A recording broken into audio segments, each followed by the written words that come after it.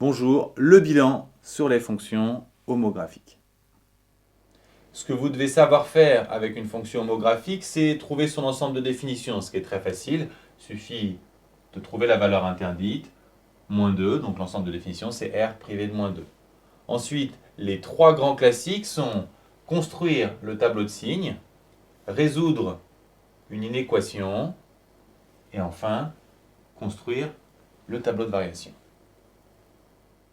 Pour construire le tableau de signes, on s'appuie sur l'écriture classique des fonctions homographiques avec fonction affine en haut et en bas que l'on place dans le tableau de signes en prévoyant une ligne pour la conclusion.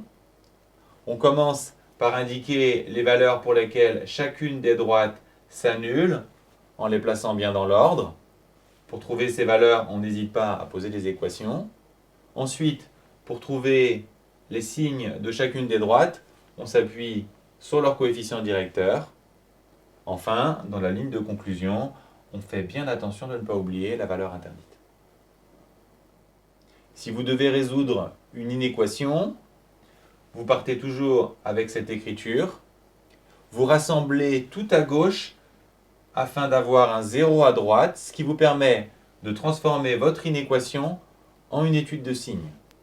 Ensuite, la méthode est toujours la même.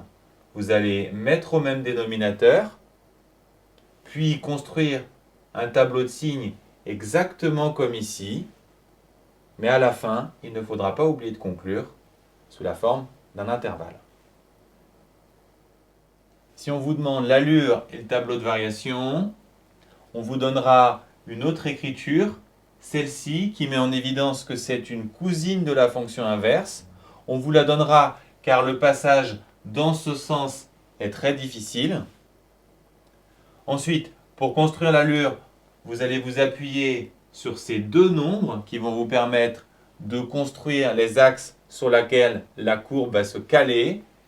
Et le signe du nombre au numérateur vous dira si elle est inversée.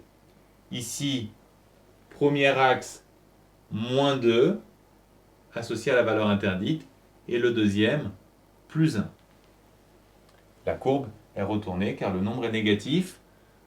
Pas de problème pour le tableau de variation à partir de l'allure de la courbe.